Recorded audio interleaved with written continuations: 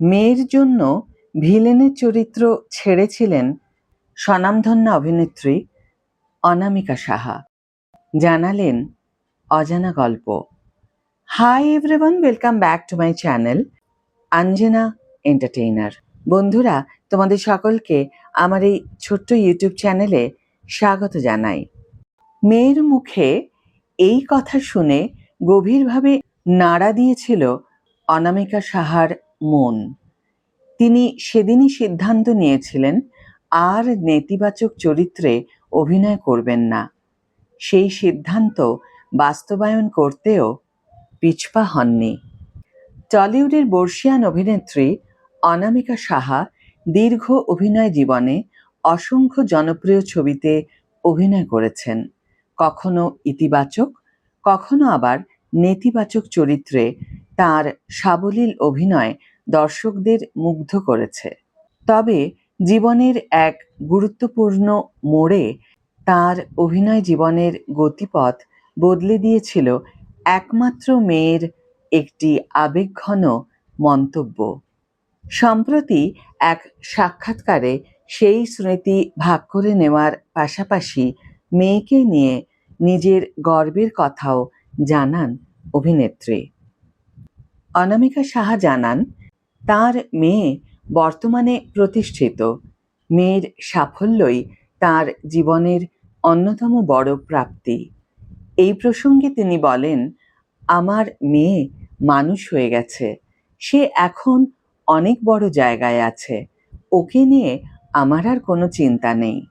অভিনেত্রী আরও জানান, অর্থ বা সম্পত্তি নিয়ে তার মেয়ের কোনো আগ্রহ নেই, বরং তিনি যখন ভবিষ্যতের কথা ভেবে টাকা পয়সা জমিয়ে রাখার কথা বলেন, তখন মেয়েই তাকে অন্যভাবে ভাবতে শেখায়।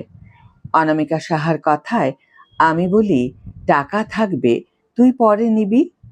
তখন ও বলে, আমার এক পয়সাও লাগবে না, যা আছে সব খরচ করো, যা খুশি করে উড়িয়ে দাও।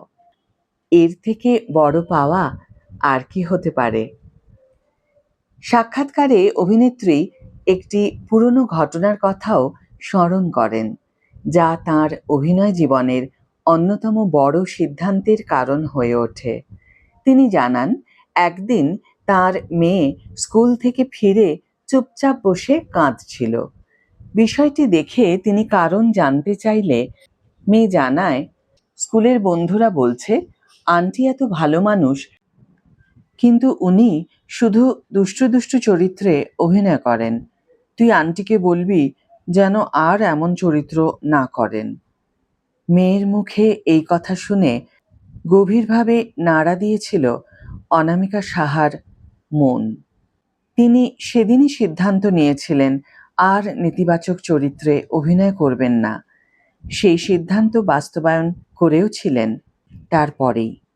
অভিনেত্রী কথায়, সেই দিন থেকেই প্রতিজ্ঞা করেছিলাম আমি আর নেগেটিভ চরিত্রে অভিনয় করব না। 5খানা ছবি ছেড়ে দিয়েছিলাম।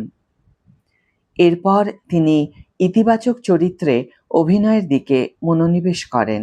সেই পরিবর্তনের শুরু হয় মায়ের আঁচল ছবির মাধ্যমে, যা বক্স অফিসে দারুণ সাফল্য পায়। এরপর একের পর এক পরিবার, প্রতিবাদ, সঙ্গী, সাথী সহ একাধিক সফল ছবিতে অভিনয় করে নতুনভাবে দর্শকদের মন জয় করেন তিনি। অনামিকা সাহার এই অভিজ্ঞতা প্রমাণ করে একজন শিল্পীর জীবনে পরিবারের প্রভাব কতটা গভীর হতে পারে। মেয়ের সরল অনুভূতি শুধু একজন মায়ের মনই ছুঁয়ে যায়নি, বদলে দিয়েছিল একজন অভিনেত্রীর দীর্ঘ অভিনয় জীবনের দিকও। আজ মেয়ের সাফল্যে যেমন তিনি গর্বিত, তেমনি মেয়ের সেই ছোট্ট অনুরোধকে তিনি জীবনের অন্যতম গুরুত্বপূর্ণ মোড় বলে মনে করেন। তার প্রতি শ্রদ্ধা জানিয়ে আজকের এই ভিডিও এখানেই শেষ করছি বন্ধুরা। ভিডিওটি যদি ভালো লেগে থাকে তাহলে অবশ্যই একটি ছোট করে লাইক দিও, শেয়ার করো বন্ধুদের সাথে, কমেন্ট করে জানিও তোমাদের মতামত। যারা এখনও আমার চ্যানেলটিকে সাবস্ক্রাইব করনি তারা অবশ্যই চ্যানেলটিকে সাবস্ক্রাইব করে আমার পাশে থেকো। আর যারা অলরেডি সাবস্ক্রাইব করে দিয়েছো তাদের জন্য আমার অনেক ভালোবাসা এবং অনেক ধন্যবাদ। আজ তাহলে বিদায় বন্ধু, দেখা হবে পরের ভিডিওতে।